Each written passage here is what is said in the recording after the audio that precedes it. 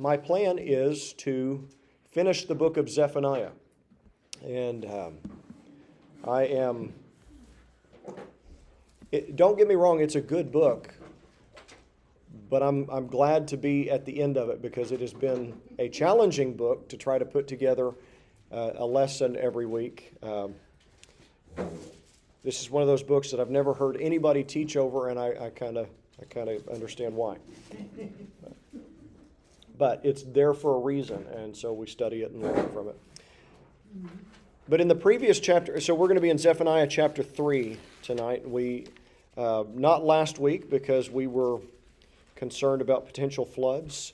I'm always disappointed when we cancel over the weather and then nothing happens because I feel like, okay, that was kind of silly, but I should just be glad that nothing happened. But we canceled last Wednesday night over the possibility that Lawton was going to flood in half, and so we weren't together then. But the week before, we left off with chapter 3, verse 7. And over the previous chapters, we've been discussing this concept of God's judgment. Zephaniah was sent as a prophet.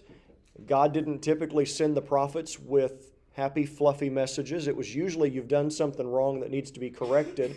Or in some cases, it's you've done something wrong and it's too late to correct it. Let me just tell you about what's going to happen next. In this case, God is warning about what's going to happen next, but throughout the book of Zephaniah, we see where he is warning not only about what's going to happen next, but also making promises of what comes after that.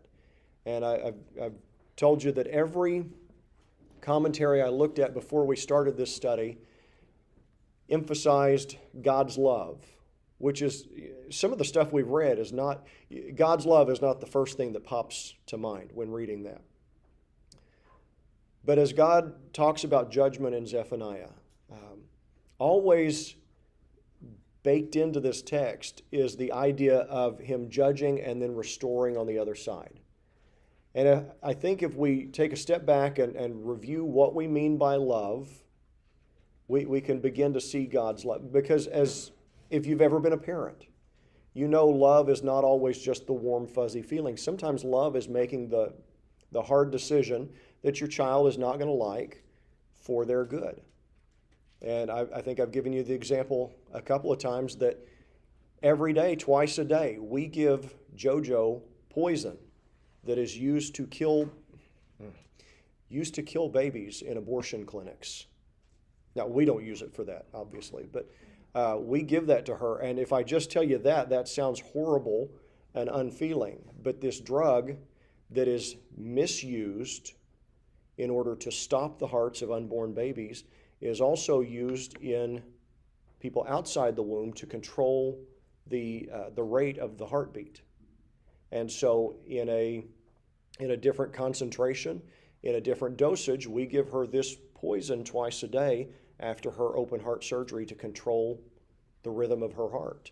And so while it sounds awful to give a child poison, it's also the most loving thing we can do. And by the way, I've used that example a few times. The drug is digoxin. I think a couple of people have asked me, "What are you giving her?" It's digoxin, but she has to have it in order to live. And so we look at from one perspective, the things that God is warning about in Zephaniah seem harsh and judging and unloving. But if you understand from God's perspective, or as close to God's perspective as we can get, what he's doing and what his intention is on the other side of the judgment, then that bitter medicine that he gives to Israel, that he warns Israel is coming, it doesn't look so harsh when you see what God is accomplishing on the other side. So let's read this tonight. Starting in verse 8, he talks about the future after the judgment. As the judgment is on its way out, here's the good news that's coming after the judgment. This is where we've been trying to get to and why he's been giving them or warning them about the bitter medicine all this time. So starting in verse 8, he says, "Therefore wait for me, declares the Lord. For the day when I rise up as a witness, indeed, my decision is to gather nations, to assemble kingdoms, to pour out on them my indignation, all my burning anger, for all the earth will be devoured by the fire of my zeal. For then I will give to the peoples purified lips, that all of them may call on the name of the Lord, to serve him shoulder to shoulder. From beyond the rivers of Ethiopia, my worshippers, my dispersed ones, will bring my offerings. In that day you will feel no shame because of all your deeds by which you have rebelled against me. For then I will remove from your midst your proud, exulting ones, and you will never again be haughty on my holy mountain. But I will leave among you a humble and lowly people, and they will take refuge in the name of the Lord. The remnant of Israel will do no wrong and tell no lies, nor will a deceitful tongue be found in their mouths. For they will feed and lie down with no one to make them tremble. Shout for joy, O daughter of Zion. Shout in triumph, O Israel. Rejoice and exult with all your heart, O daughter of Jerusalem. The Lord has taken away his judgments against you. He has cleared away your enemies. The King of Israel, the Lord, is in your midst. You will fear disaster no more. In that day it will be said to Jerusalem, do not be afraid, O Zion. Do not let your hands fall limp. The Lord your God is in your midst, a victorious warrior. He will exult over you with joy. He will be quiet in his love. He will rejoice over you with shouts of joy. I will gather those who grieve about the appointed feasts. They came from you, O Zion. The reproach of exile is a burden on them. Behold, I am going to deal at that time with all your oppressors. I will save the lame and gather the outcast, and I will turn their shame into praise and renown in all the earth. At that time I will bring you in, even at the time when I gather you together. Indeed, I will give you renown and praise among all the peoples of the earth, when I restore your fortunes before your eyes, says the Lord. So we've read up to this point 2.5 chapters of Zephaniah that have been warnings of judgment. And there's a little bit of that here as well, but the tone is different. How has the tone of what he's telling them changed?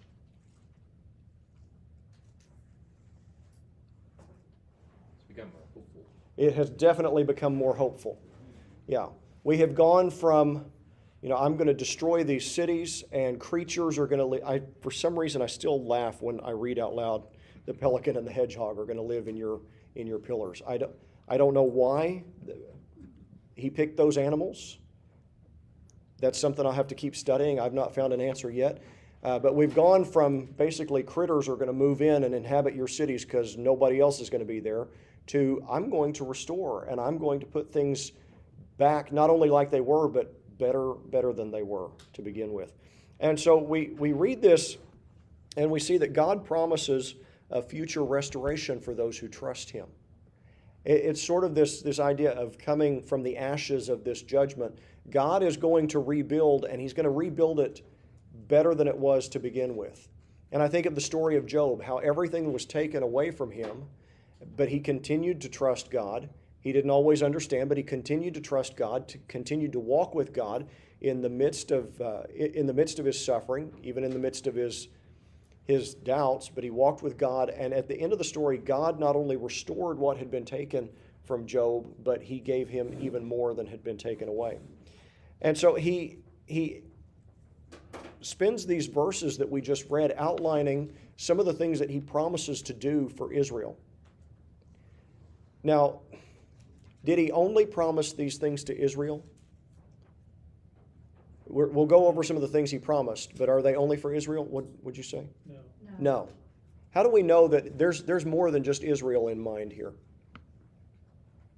Because he says so. Okay, he says so. Verse 20 says, among all the peoples of the earth. Among all the peoples of the earth. He talks about worshipers being drawn in, the dispersed ones. He talks about even the Ethiopians. That's one of the countries he was mad at in previous chapters and was talking about bringing judgment on. It says, I will restore to the peoples a pure language that they all may call on the name of the Lord. Yes. As early as verse 8, he's talking about assembling nations together. So he's talking to Israel. And by the way, this is before the judgment actually happens. This is during the reign of King Josiah. So this is during a time when Israel's about to, or Judah technically, is about to experience a little bit of a revival under King Josiah. But even at that, God is looking ahead a couple hundred years and realizing long term nothing is going to change until God brings in this time of judgment and makes it change, because the nation as a whole is still sliding into depravity, and the revival under Josiah is just a bump in the road, kind of slows that down but doesn't stop it.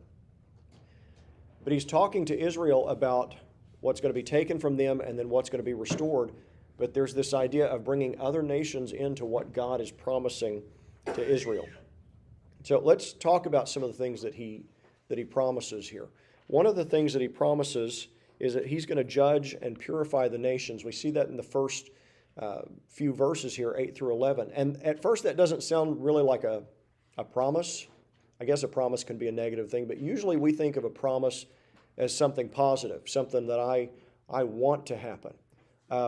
If somebody says, I promise you will have to pay taxes every year until you die, that's not much of a promise. That's a threat, right? A promise we usually think of as something, hey, I promise I will bring you ice cream tomorrow. That's, somebody said okay. If you show up in the office, look at where's my ice cream? Oh, it's tomorrow. It's like one of those billboards. It's always tomorrow.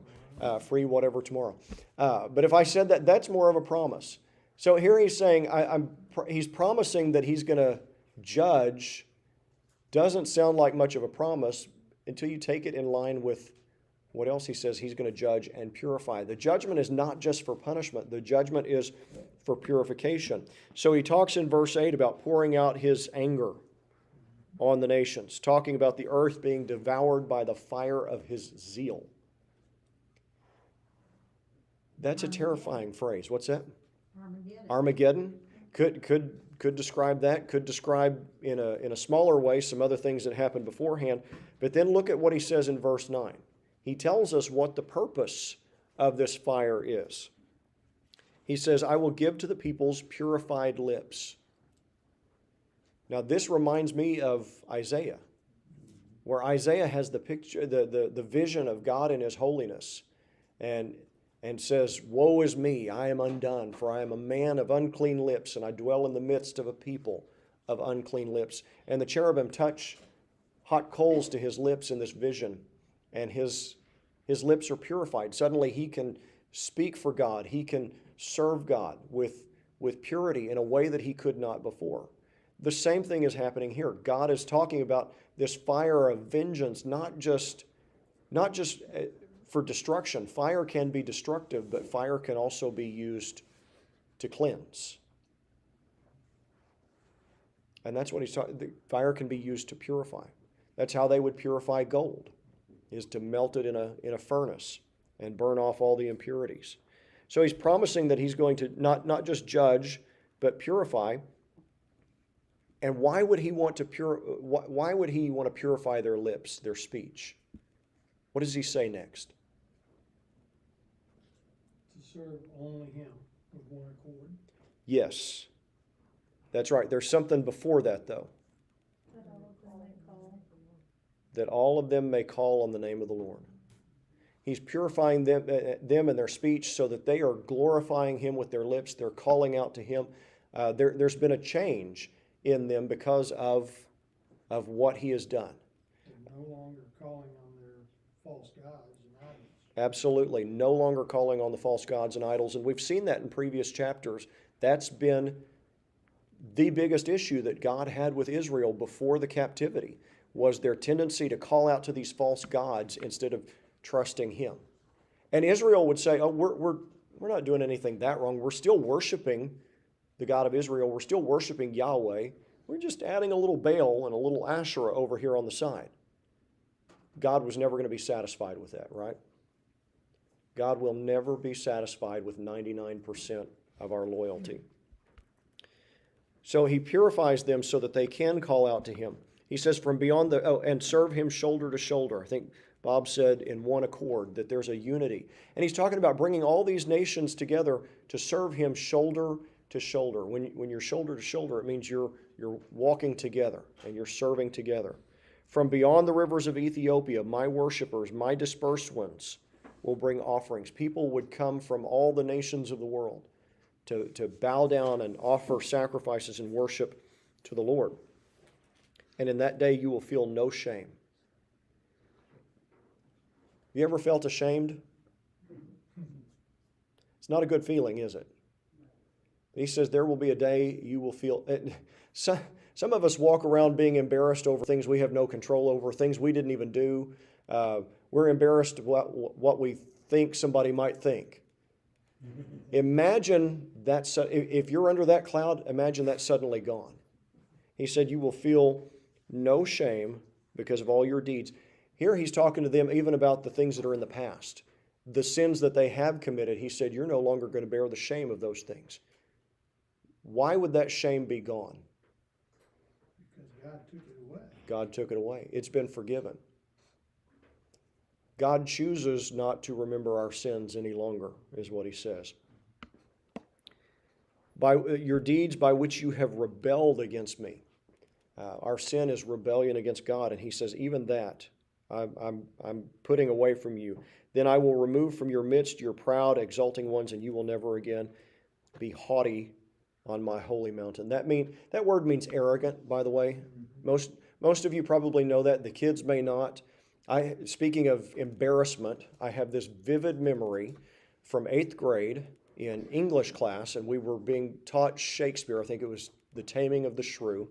And our teacher thought it would be a fun lesson for us to have a list of words that were used in Shakespearean insults. And we were supposed to combine them, and we had a competition in class to see who could come. We were supposed to roast each other. And I got paired with a friend of mine, and I forget what insult she hurled at me, but you were supposed to pick 3 from the list and put them together. And the first word I picked from the Shakespeare list for her was haughty. And somebody said, oh, he thinks she's hot. And I got teased about that forever. So that word just means arrogant, okay, just in case anybody is confused about the old language. He said, I don't even remember what the next 2 words were because I don't think I even got to say them. Everybody just laughed. Haughty means arrogant. But God says there's a time coming when he's going to deal with all of our sin, all of our rebellion, put it aside. We're no longer going to experience the shame of it. And there's nothing in us that's going to be prideful or arrogant, which is what leads us to rebel against God in the first place. So here's my question looking at these verses. Why does there have to be judgment before there's restoration? Why can't God just say, we're just going to sweep it under the rug, pretend it never happened, y'all come back to me? Because you do it again. What's that? You'll do it again. You'll do it again, okay. And part of his character is he's just. Mm-hmm. And that's a part that a lot of us try to hide under the rug. It's not a comfortable part of his character. Yes. Of his nature. Yeah. But he's just. Yeah. Yeah, so there, you're both exactly right. That doesn't work with our nature, and it doesn't work with his. It doesn't work with our nature because we'll just, until something changes in our hearts, we'll just come back and do it again, especially if God just says, oh, it's fine, it doesn't matter. But it doesn't work with God's nature because he, as she said, he is just. His nature is to punish sin. And if God just says, oh, it's fine, you've got God compromising with sin, you've got a God who's no longer holy. Sin has to be dealt with. And you're right, that's not always pleasant to our nature. I'll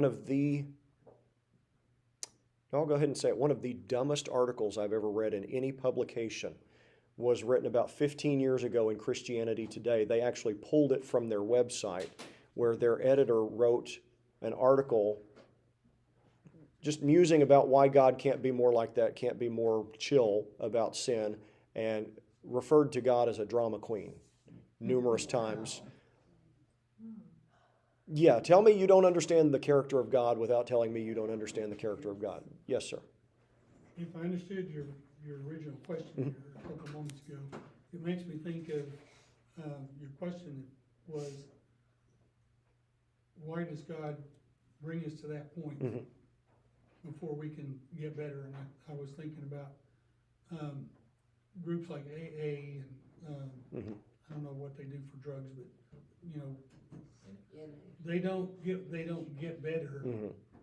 until they hit rock bottom and realize it and decide for themselves, I've got to do better. Yes. We're a little bit like the prodigal son. Yeah.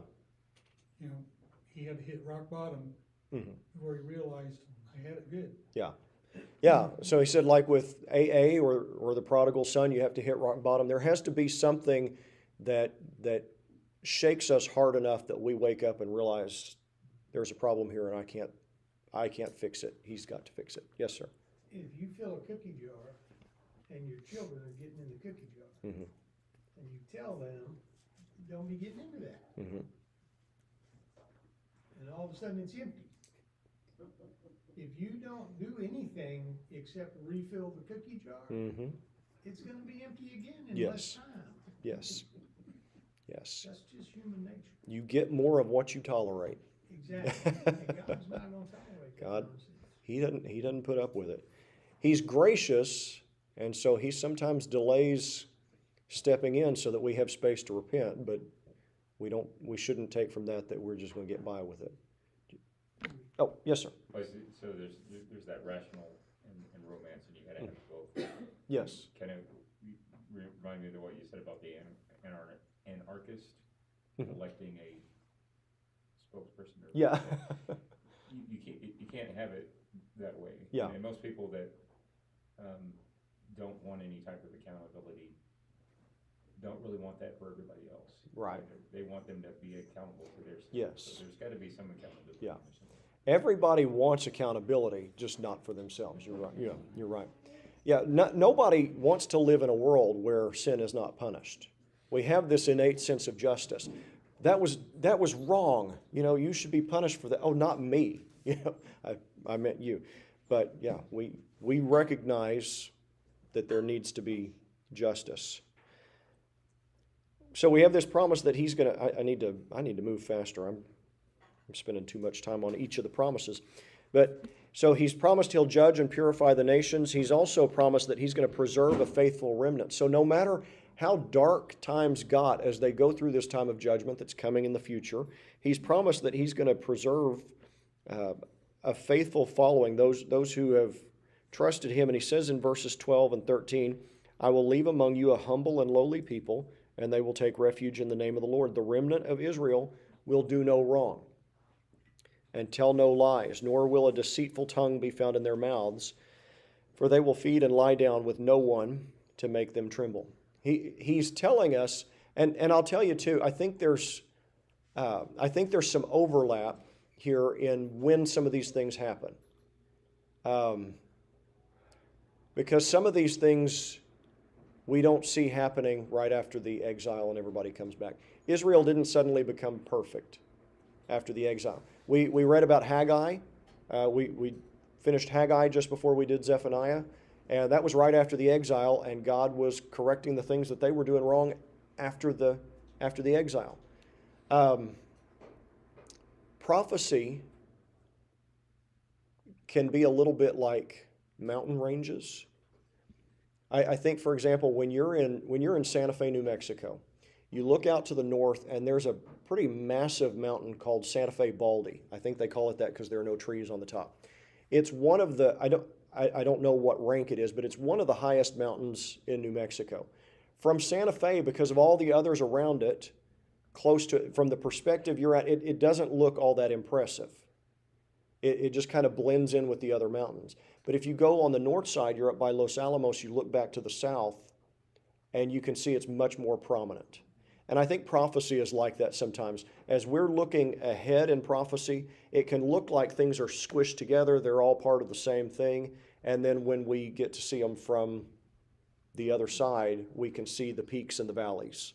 I don't know if that makes sense, but we can see they're more spread out. So I think sometimes as we're looking in prophecy, he can be talking in one verse about something that's going to take place when they return from exile. And then in the next verse, he may be talking about something that takes place when Jesus comes back.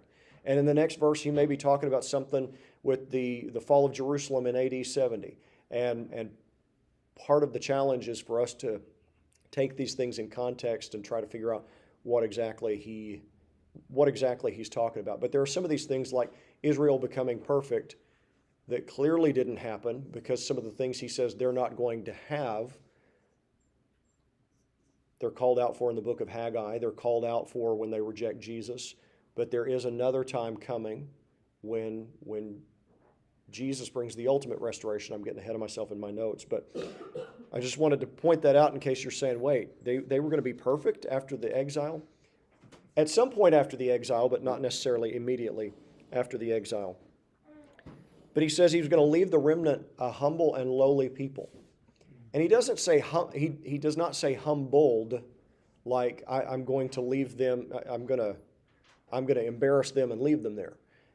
He says a humble people who will take refuge in the name of the Lord. They're going to be changed and made humble, because in verse 11 he leaves off with talking about them being haughty or arrogant no more. He says these people are going to be humble, this remnant that he preserves. How does humility relate to God's judgment?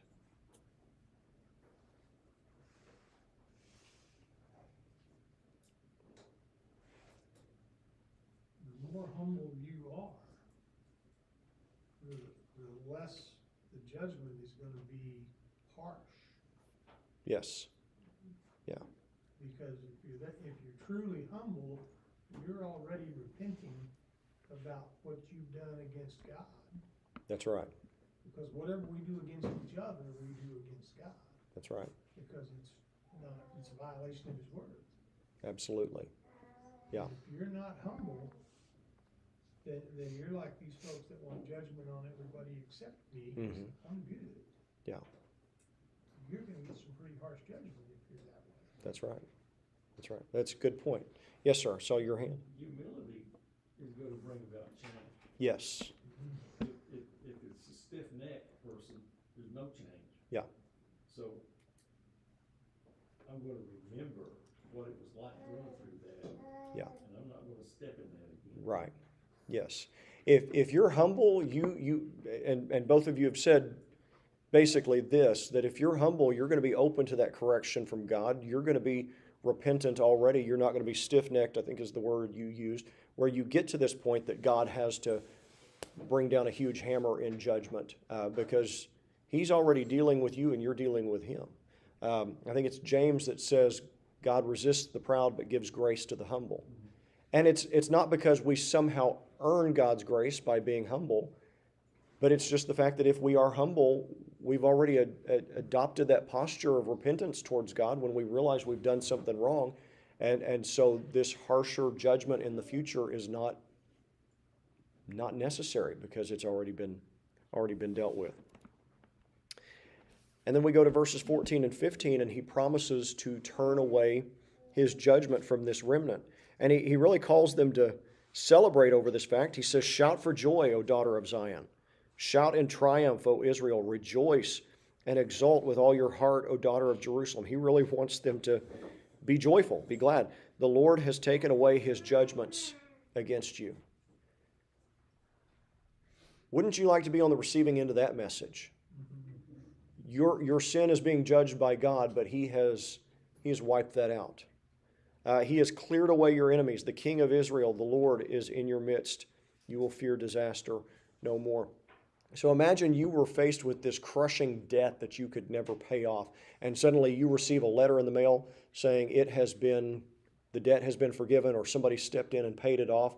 But whatever happened there, you owe zero now. I mean, that's got to be an incredible feeling. Now, think about the debt we owe because of our sin before a holy God. And it says the Lord has taken away His judgments against you. He promises to those who trust Him and walk with Him in this humility, He promises that He's going to turn away His judgment from them. We see in the next few verses that He is going to protect and nurture His people. He says, "In that day it will be said to Jerusalem, 'Do not be afraid, O Zion. Do not let your hands fall limp. The Lord your God is in your midst, a victorious warrior. He will exult over you with joy. He will be quiet in His love. He will rejoice over you with shouts of joy." This word exult gets used here a lot, and it's not the same as exalt.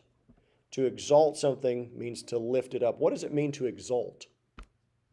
E-X-U-L-T. Celebrate. To celebrate, yeah. To exalt over somebody means to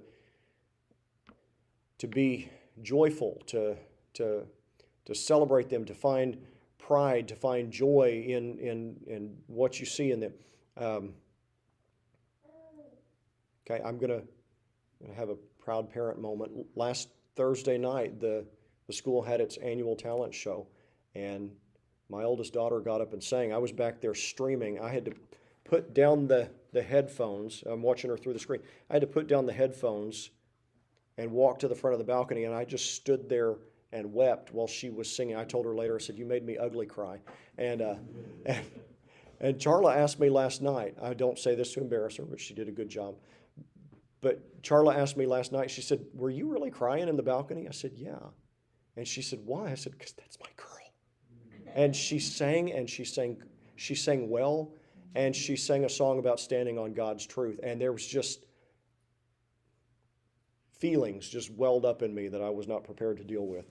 I kind of feel like that may be an idea of what exalting means, that God will just be overwhelmed with joy looking on his children.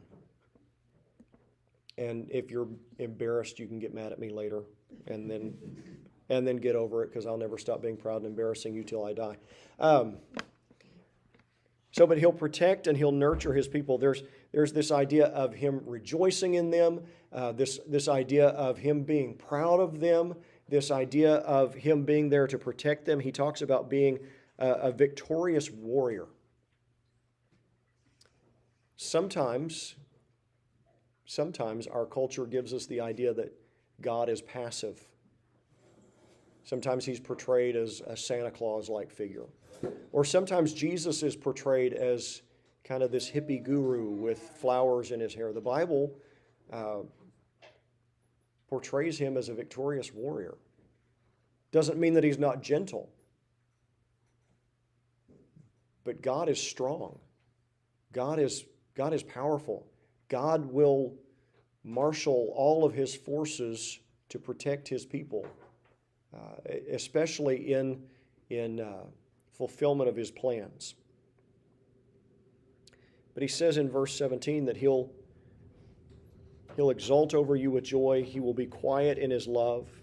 He will rejoice over you with shouts of joy. There's three different things that he says there that he's going to do over us, and they seem to run a broad spectrum of reactions here. That he'll exult over us and he'll rejoice. Those are kind of the bookends here, but in the middle he'll be quiet in his love. Why do you think the prophet describes God in these seemingly contradictory terms? They're not contradictory, but why would he describe God as both being celebratory and quiet in his love over us?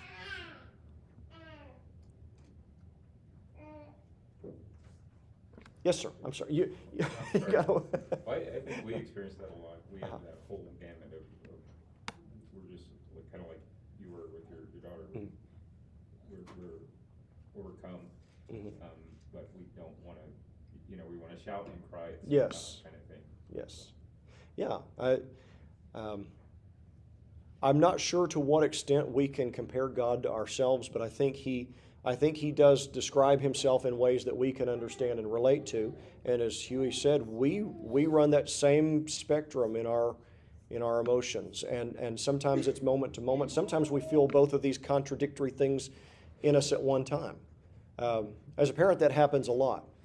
Where I say periodically that until I became a parent, I never knew you could simultaneously be willing to take a bullet for somebody and want to put the same bullet in them. I would never do that. But until you're a parent, you don't understand how you can have these contradictory emotions. But we even just in those moments of pride, we can want to celebrate and want to be quiet at the same time. And I think this is just describing God's joy and his pleasure in people who trust him and who walk with him. Doesn't mean we're perfect, but it means we're walking in that relationship with him. Have you ever thought about the fact that God would take pleasure in you? That God would be pleased with you? We don't think about that very often. Have you ever thought about, have you ever stopped and thought about the fact that God would be pleased with you? I haven't thought about it as a fact, but I've thought about it as a hope. Yeah, as a hope. Okay, yeah. I don't know if it's a fact. Well, the reason I say that because I think sometimes the conception we have of God is that in His justice and His holiness, He's going to be angry if we mess up. And if we don't mess up, it's just, well, good, you did what you were supposed to do. But it's not that at all. Not all him. It's not all hammer. Exactly. That's a great way to say that. It's not all hammer. Okay, he says in verse 18, he promises that he'll bring his people joy as well. I'll gather those who grieve about the appointed feasts. They came from you, O Zion. The reproach of exile is a burden to them. He's taking these people that were saddened over what had happened to Israel, and he was going to gather them to himself, and he was going to bring them joy.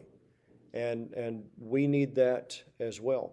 And then we look at the last few verses, 19 and 20, and he's going to accomplish an ultimate restoration. Once and for all, he's going to restore all these things. He's going to deal with all your oppressors, he says.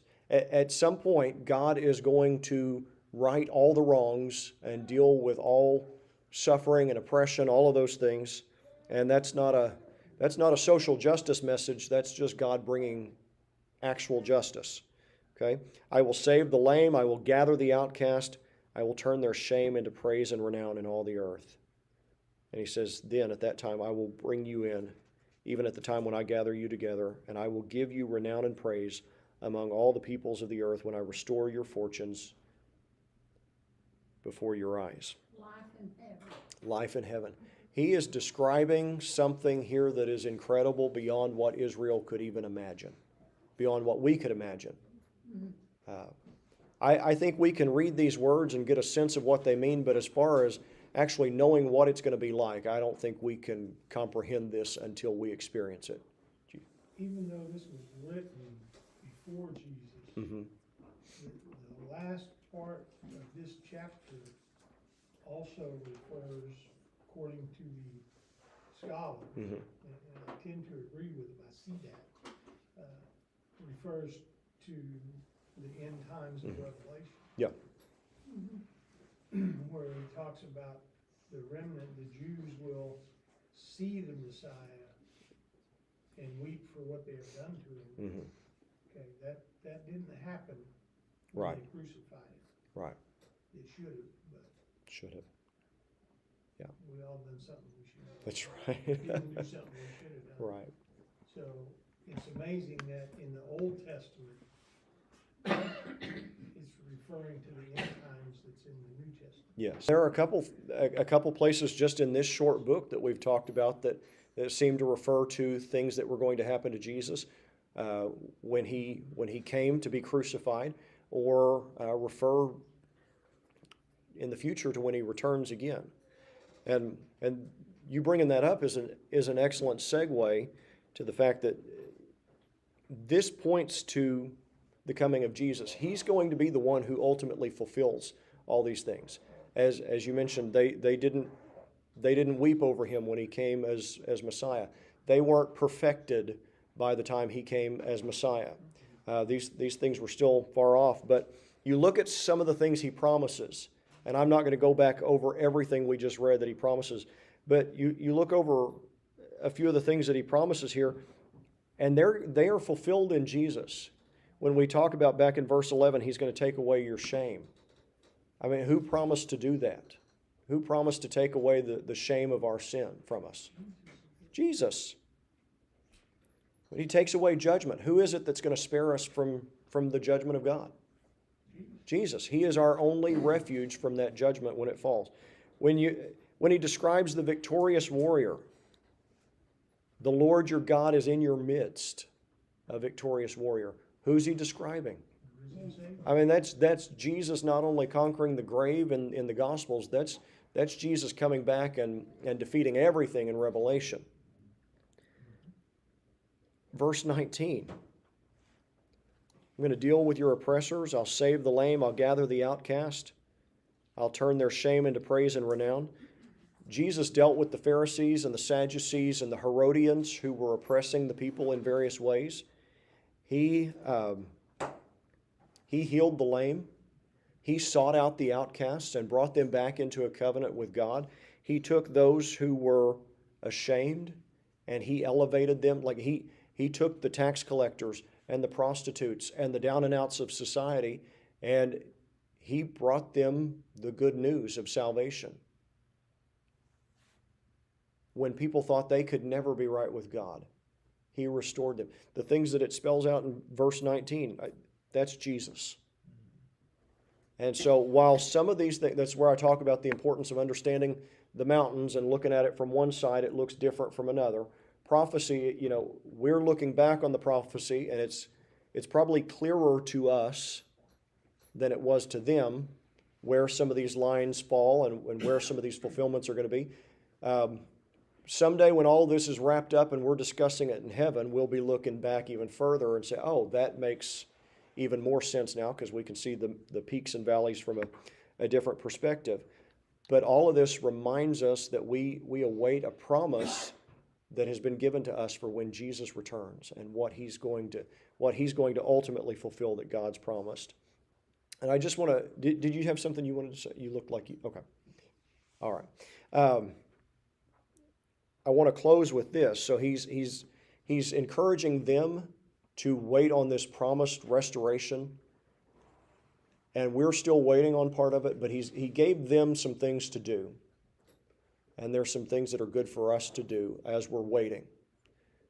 Usually you want to look for imperatives, things when he says, do this. So these are the things that he told them to do while they're waiting. Wait on him first of all. You mean we're supposed to wait on him while we're waiting? Yes, because waiting, the way that word is used in the Bible where he says in verse 8, therefore wait for me, declares the Lord, means we are there with expectation that he's going to do something. If I'm here on Wednesday afternoon and I'm waiting for my wife to show up, it's because I know she's coming. I know she will be here, and I know she'll be here with Sonic, right? And so I'm waiting. There's a sense of expectation there. And as you can see, well, right back here, she came with Sonic. When he says, wait for me, that's not just hang around, you got nothing better to do, you just have to wait till I come back. That is, I want you to expect that I'm going to fulfill my promises. Look for it, wait for it, anticipate it. In verse 14, there's several imperatives there, but they all tie into one idea: rejoice in him while you're waiting. Don't just focus on what's coming. Focus on who he is for you now. Rejoice in him. Shout for joy, O daughter of Zion. Shout in triumph, O Israel. Rejoice and exult in your heart, O daughter of Jerusalem. Why? Because of who God is and what he promised to him. In verse 16, he says, do not be afraid. Sometimes while we're waiting for God to come through with his promises, we can get fearful about the circumstances we're dealing with now. And we have to be reminded, don't be afraid, because fear can overtake us and cause us to turn back. It can cause us to doubt him. It can cause us to walk away from that close walk with him. So he reminds us who he is and says, do not be afraid. And then he says in the next line, do not let your hands fall limp. That means don't quit. Don't quit. That's a poetic way of saying keep going. Keep pressing forward. Even some of these people, well, all of these people died before, everybody that heard Zephaniah died before they saw any of the fulfillment of this, because the exile and the return were still a couple hundred years away. But even as we're waiting, if God doesn't do everything we think he should do in the timeline we think he should do it, we still press on in obedience and don't quit. Don't let your hands grow limp. So, what does this passage encourage us to do? Wait. Repent. That's a, When we come to God with a broken heart, confessing our sins, he will bring us in like a loving mother Mhm. to a child who has gotten in trouble and comes back. And when it says he will quiet you with his love, what does your mother do? Mm. Pat you on the back and you stop crying. Mhm. We can't escape from the judgment, and we may carry the scars of that. Mm. But he is faithful to forgive us, forget our sins, and restore us back into a loving relationship. Absolutely. Well said. I didn't say it. But Okay. Well repeated. well, Well conveyed. All right. But it sounded so natural from you. Like it was just from the mind of Bob. yeah, All right. from the book of Bob, and that one's not, it didn't make the cut for the Bible. You heard it here first. The book of Bob is not the 67th book in the canon. All right. In case anybody was worried about that. Any other questions or observations before we go to our prayer list tonight?